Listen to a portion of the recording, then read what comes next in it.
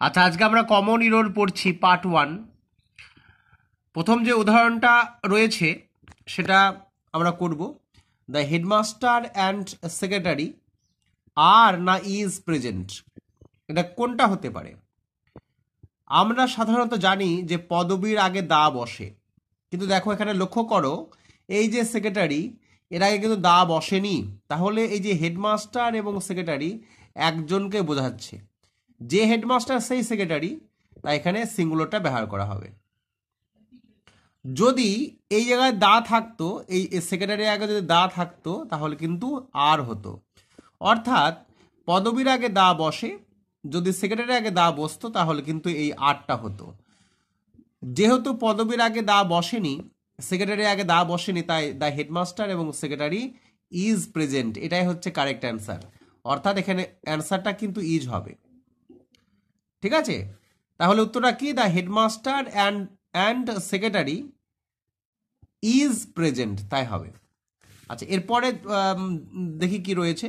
The students of this school, এখানে subject কিন্তু students, এটা কিন্তু প্লুরালে রয়েছে, বহু বচন যাকে আমরা বলি বাংলাতে।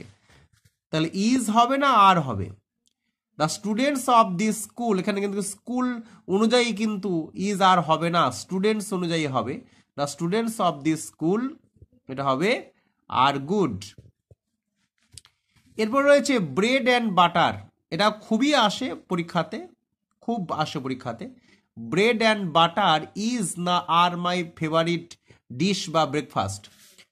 ব্রেড অ্যান্ড বাটার এটা কিন্তু সিঙ্গুলার হিসেবে ব্যবহার করা হয়েছে, তাই এটা ইজ হবে। আজকে কিন্তু আমরা পার্ট 1 পড়ছি, ঠিক আছে, বলে দিলাম। এরপরে দ্য রিস, প্রশ্ন হচ্ছে দ্য রিসের পরে আর না ইজ হবে। ব্যাপার হচ্ছে দ্য রিস মানে এখানে কি বোঝাতে চেয়েছে, কোনো একজন ধনী ব্যক্তিকে না সমগ্র ধনী ব্যক্তিদের বোঝানো হয়েছে, সেটা আমাদের জানতে হবে। এখানে দ্য রিস মানে সমগ্র ধনী ব্যক্তিবর্গকে বোঝানো হয়েছে। The rich are always happy, ধনীরা সবসময় সুখী।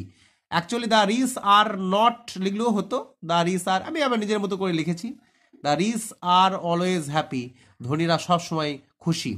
তাহলে এখানে একটা জিনিস আমাদের মনে রাখতে হবে যে এই যে the rich, the poor, the tall, the honest plural হিসাবে ব্যবহার করা হয়। ঠিক আছে, অ্যাডজেক্টিভের আগে দা বসলে সাধারণত সেটা জাতি হয়ে যায়। যেমন দ্য টল, দ্য পোর, এগুলো সব অ্যাডজেক্টিভের আগে দা বসলে সমস্ত মানে প্লুরাল হয়ে যায়, এটা আমাদের মনে রাখতে হবে। তাই দ্য রিসের পরে আর হবে, এটা মাথায় রাখতে হবে। দ্য পোর এর পরে আর হবে, দ্য টল এদের পরে আর হবে, এটা আমাদের খেয়াল রাখতে হবে। তাহলে এখানে উত্তরটা হচ্ছে আর। এরপরে বলছি either Rabi or his brother was না ওয়ার প্রেজেন্ট, এটা কোনটা হবে? নিয়ম হচ্ছে যে এই যে ইদার অর নিদার নর, এটা নাইদার বা আইদার বলা যাবে না, নিদার নর, নট অনলি বাট অলসো, অর্থাৎ অর্থাৎ এই যে অর, এই যে নর, এই যে বাট বা বাট অলসো, এদের পরবর্তী সাবজেক্ট অনুযায়ী হেল্পিং ভার্ব বসে। তাহলে নিয়মটা কি? এই যে either Rabi or his brother was না ওয়ার প্রেজেন্ট, এটা কোনটা হবে? দেখো হিজ ব্রাদার, এটা কিন্তু সিঙ্গুলার হিসেবে ব্যবহার করা হয়েছে, তাই এটা ওয়াজ হবে। তাহলে either Rabi or his brother was present. আশা করি বুঝতে পেরেছ এটা কি বলছে। এদের পরবর্তী সাবজেক্ট অনুযায়ী হেল্পিং ভার্ব হবে। তাহলে হিজ ব্রাদার কিন্তু মানে তার ভাই, রবি আর তার ভাই হচ্ছে সিঙ্গুলার হিসেবে ব্যবহার করা হয়। এখানে যদি আবার ব্রাদার্স থাকতো তাহলে কিন্তু ওয়ার হতো। ঠিক আছে, এটা আমাদের কিন্তু মাথায় রাখতে হবে। তাহলে নিয়মটা আমি আর আগে বলছি, এদের পরবর্তী সাবজেক্ট অনুযায়ী কিন্তু হেল্পিং ভার্ব বসে। এরপরে দেখি কি লেখা রয়েছে। As well as, together with, along with, one of, two of, many of, most of, accompanied by, except, including দ্বারা কোনো বাক্য গঠিত হলে প্রথম সাবজেক্ট অনুযায়ী হেল্পিং ভার্ব হবে। প্রথম সাবজেক্ট দেখে নিই, অ্যাজ ওয়েল অ্যাজ দিয়ে যুক্ত হয়েছে এটা হি এবং হিজ ব্রাদার। তাহলে নিয়ম হচ্ছে প্রথম সাবজেক্ট অনুযায়ী কিন্তু প্রথম সাবজেক্ট অনুযায়ী কিন্তু হেল্পিং ভার্ব হবে। তাহলে হ্যাজ আর হ্যাভের মধ্যে কি হবে? অ্যাজ ওয়েল অ্যাজ দিয়ে যুক্ত হয়েছে, এটা খুবই আসে পরীক্ষাতে। তাহলে প্রথম যে হি এর পরে হ্যাজ বসে, তাহলে হি as well as his brothers, তাহলে হিজ ব্রাদার্স রয়েছে, এটা প্লুরাল রয়েছে, কিন্তু এখানে অ্যাজ ওয়েল অ্যাজ দিয়ে যুক্ত হলে কিন্তু আমরা একটু আগে নিয়মটা পড়ে আসলাম, প্রথম সাবজেক্ট অনুযায়ী কিন্তু হবে, তাহলে হ্যাজ হবে, এটা হ্যাজ ডান ওয়েল।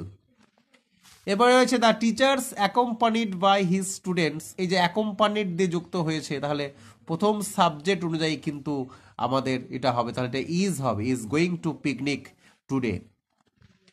এরপরে কি বলেছে যে এভরি মাদার কেয়ার না cares her baby, every mother cares হবে উত্তরটা, আমি পরে ব্যাখ্যা করছি কেন হবে। 50 মাইলস, এটা অনেকে গুলিয়ে ফেলবে, অনেকে আর লিখবে, কিন্তু হবে is. 50 Miles long way, 50 Miles is long way. এই যে নিয়মে চলে আসে এবারটা, এভরিথিং, এনিথিং, সামথিং, সামওয়ান, ঠিক আছে, সামবডি, নাথিং, সাম ইত্যাদি পরে কিন্তু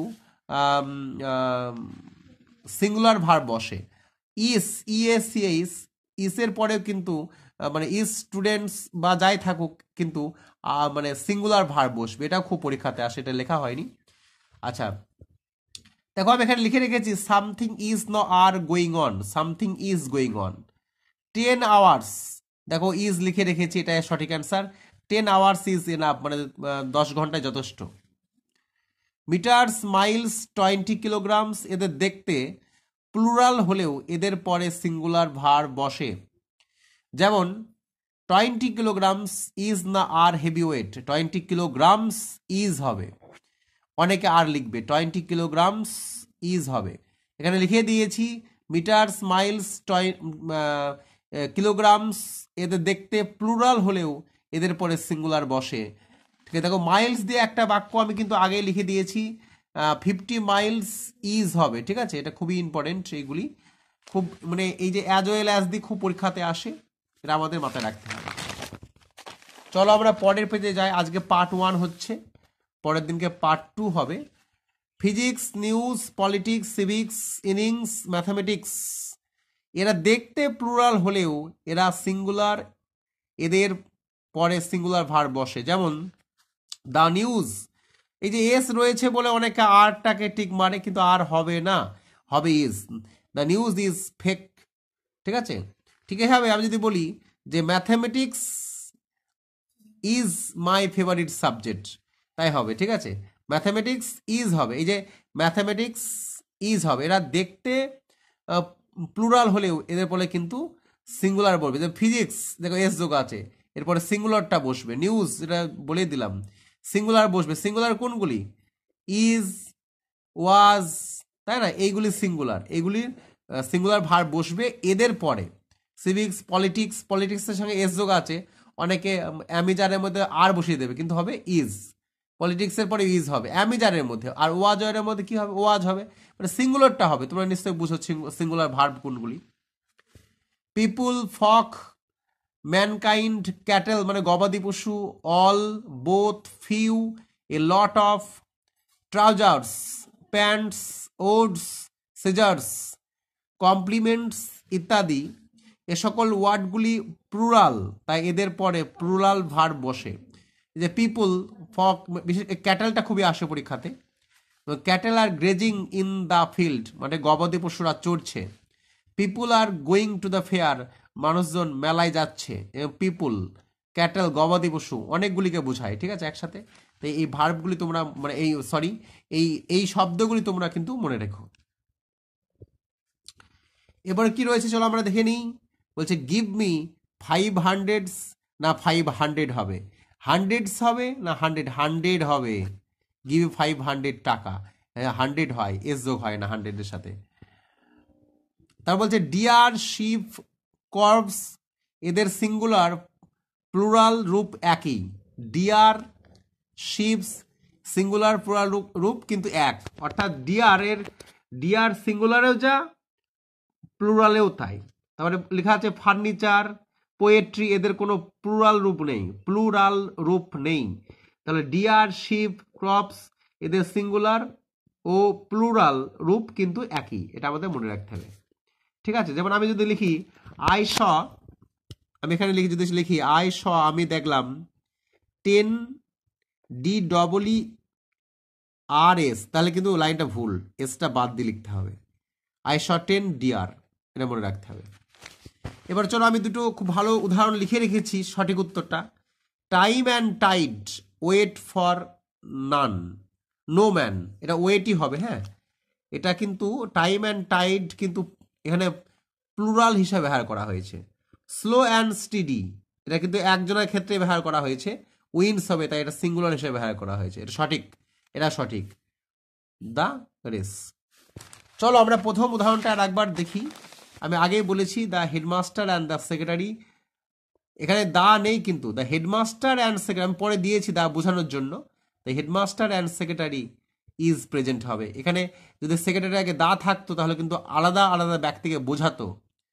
আশা করি তোমরা বুঝতে পেরেছো। যদি ভিডিও ভালো লাগে অবশ্যই, আর ইদার নয়দার নর্থ আমি বলেছি